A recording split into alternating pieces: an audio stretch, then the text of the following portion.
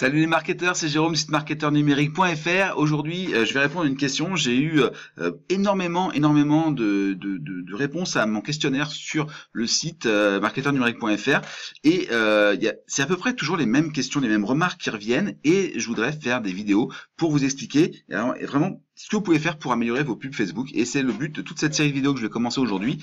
Je sais pas encore quelle forme ça va prendre. Je vais les faire un petit peu en impro. Je vais les faire. Voilà, je vais les faire et on verra bien ce que ça donne. C'est la première de la série et aujourd'hui je voudrais répondre à une question très précise qui était: pourquoi est-ce que mes pubs Facebook ne vendent pas? Alors peut-être que c'est votre cas aussi, ça vous est arrivé, vous avez fait des pubs Facebook, vous avez investi des budgets parfois même conséquents par rapport à la vie d'une PME pour essayer de vendre sur Facebook et vous avez fait zéro vente, ou alors vous avez peut-être lancé des pubs et même en dépensant très peu, mais de toute façon dans tous les cas vous n'avez pas vendu et vous êtes parti du principe que c'était les pubs Facebook qui vendaient pas, et je vais vous dire pourquoi. Est-ce que c'est pas la réalité? En fait, c'est pas si simple que ça. Voilà. L'idée, c'est qu'il faut pas jeter le bébé avec l'eau du bain, comme on dit.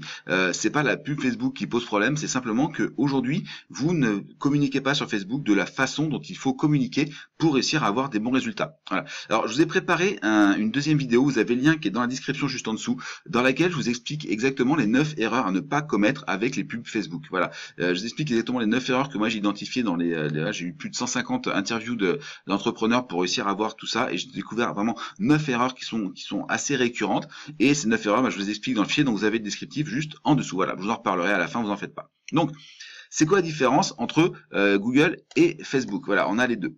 Alors, déjà, quand on regarde les pages, on se rend compte qu'il y a une grosse différence. Ici, on a quoi? Un moteur de recherche, d'accord? Comme ça, hop.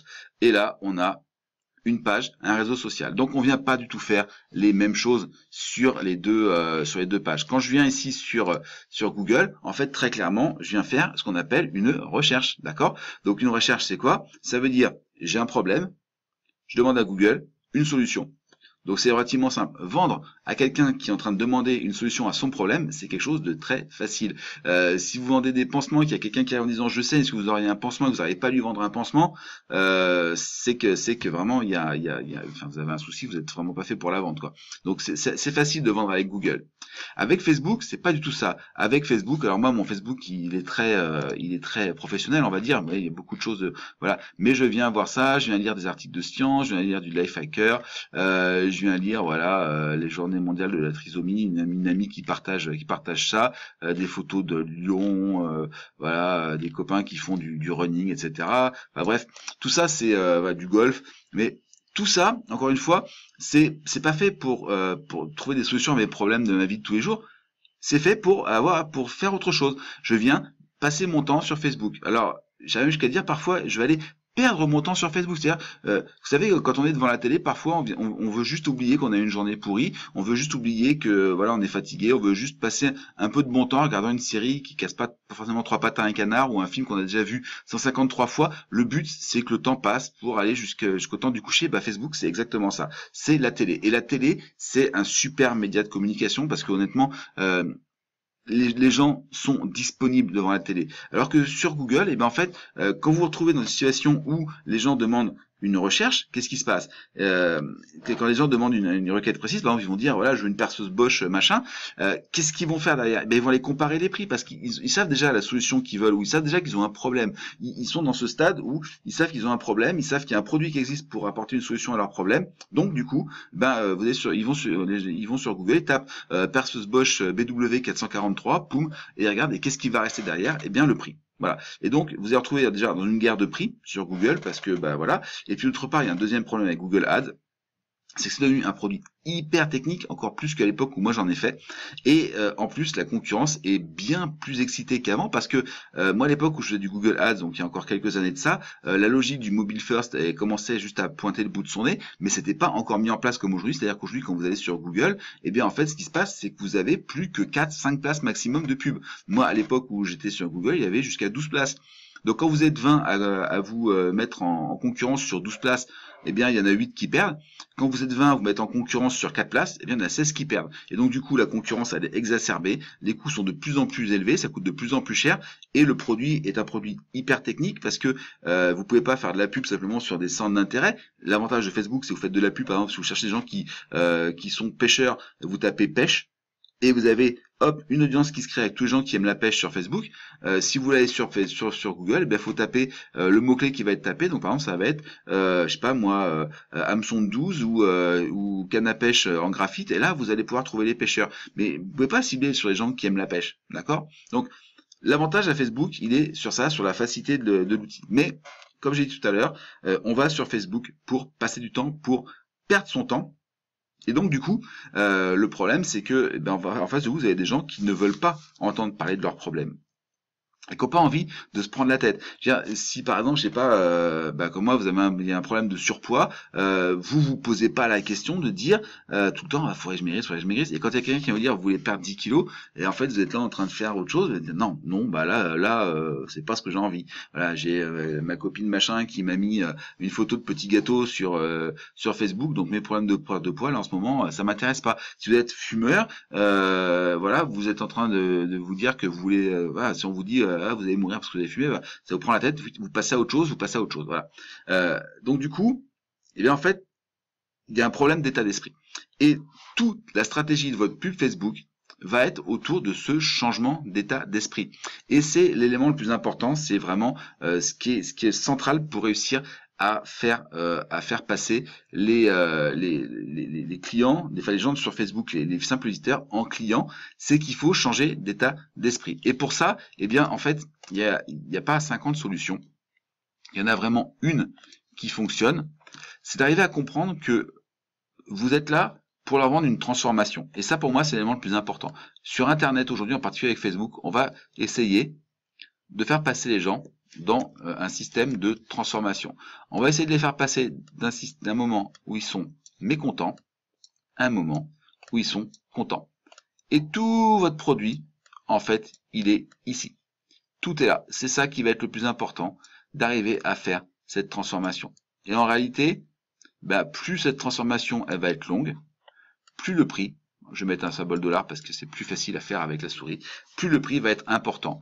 Plus vous allez avoir de distance entre ça et ça, plus le prix va être important. Par exemple, si ce que vous proposez c'est de l'eau à quelqu'un qui a pas soif, j'ai pas soif, après j'aurai toujours pas soif, ça vaut rien du tout, d'accord?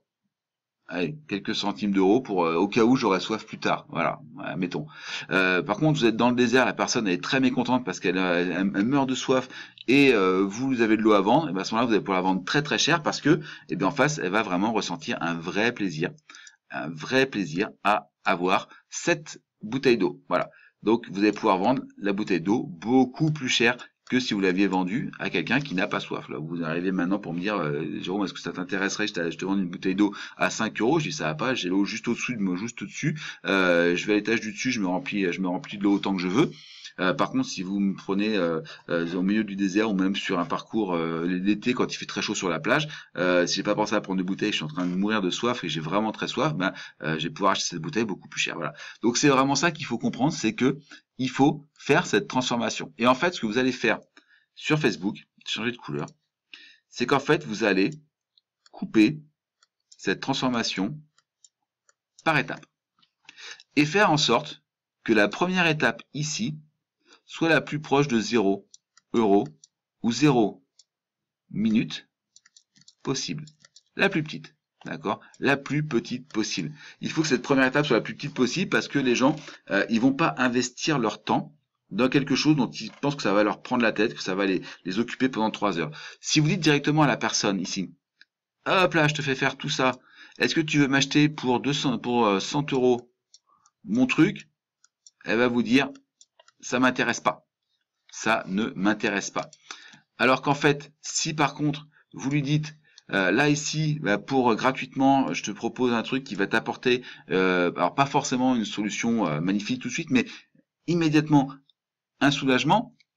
Par exemple, je sais pas moi, vous avez des gens qui veulent arrêter de fumer, d'accord? Qu'est-ce que vous pouvez leur proposer comme première étape? Vous allez dire par exemple, je vous propose gratuitement de venir là pour récupérer tel élément qui va vous aider à éviter la cigarette d'après le café. Tiens, voilà, par exemple. Voilà.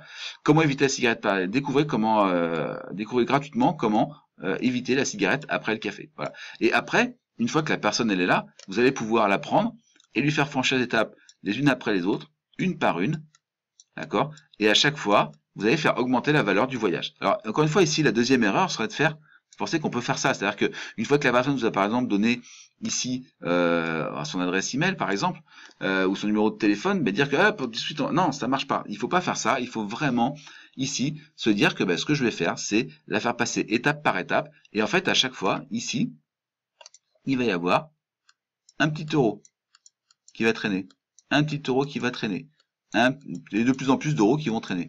En fait, en réalité, ce que vous allez avoir au final, c'est un petit pas. Alors attendez, hop, on va arrêter. C'est pas le bon feutre. Voilà. Un petit pas qui va être ici, un deuxième pas qui va être là, et un troisième pas qui va être là. Et en fait, à chaque fois, vous allez augmenter la valeur de ce que vous proposez. Pourquoi? Parce qu'en fait, vous avez transformé là, vous avez fait faire le parcours en petits morceaux, des petits morceaux où vous allez en fait avoir ce qu'on appelle les théories de l'engagement. C'est-à-dire que la personne, elle va s'engager de plus en plus, mais ce qu'il faut, c'est que ce premier engagement, il soit le plus petit possible. Et l'erreur, donc, c'est quoi? Eh bien, c'est vous proposer un produit à vendre tout de suite à plein prix, où vous amenez les gens vers votre boutique, vers l'endroit où il faut qu'ils choisissent quelque chose à acheter. Ils n'ont pas le temps, ils n'ont pas envie, ça va leur coûter de l'argent, ils vous connaissent pas, ils savent pas qui vous êtes. Bref, vous avez fait tout ce qu'il fallait pour que tout ça ne fonctionne pas. Voilà. Donc, si vous voulez réussir vos pubs Facebook, c'est une des erreurs qu'il faut éviter, c'est de commencer par vouloir leur vendre quelque chose. Il y a d'autres raisons. Je vous explique dans le fichier que je vous ai dit que vous pouvez télécharger. Il y a le lien qui est juste en dessous. Les 9 erreurs à ne pas commettre pour avoir des pubs Facebook qui rapportent. Il est juste en dessous. Vous pouvez cliquer dessus et puis je vous explique tout ça à l'intérieur du fichier. Je vous fais une petite vidéo où je vous montre exactement les 9 erreurs à ne pas commettre. Et surtout, faites attention parce que chacune de ces erreurs peut en fait ruiner complètement votre campagne Facebook. Voilà, donc si cette vidéo vous a plu, pensez à laisser un pouce en l'air, ça aidera YouTube à la diffuser plus facilement auprès d'autres marketeurs qui sont dans la galère un peu comme vous pouvez l'être si vous avez ce genre de problème, ou même ça peut être des gens qui veulent chercher à se développer ou qui savent pas encore s'ils peuvent passer sur Facebook à trouver ce nouveau support. Pensez à laisser un commentaire, laissez-moi des questions, si vous avez des questions précises, laissez-moi des questions juste en dessous dans les commentaires, j'y répondrai avec plaisir dans des prochaines vidéos. Pensez à vous abonner pour recevoir les prochaines vidéos et à activer la petite cloche pour recevoir la notification sur votre téléphone portable par mail et sur votre page d'accueil de YouTube. Et puis partagez-la sur les réseaux sociaux si ça vous intéresse, si vous trouvez qu'il y a de la valeur à apporter à des gens que vous connaissez, vous partagez sur les réseaux sociaux ou par email et ça permettra aux gens de voir cette nouvelle vidéo. Voilà. Donc j'espère que ça vous a plu. C'est la première vidéo de cette série. C'est un peu, c'est un petit peu, c'est un peu brouillon, mais c'est la première. On essaiera de faire mieux la prochaine fois. L'objectif c'est vraiment de rentrer sur des points précis techniques comme ça, de rentrer dedans et d'arriver à trouver des solutions et surtout d'éviter les grosses erreurs. Voilà. Donc le lien il est dans la description et moi je vous dis à bientôt pour une prochaine vidéo sur YouTube.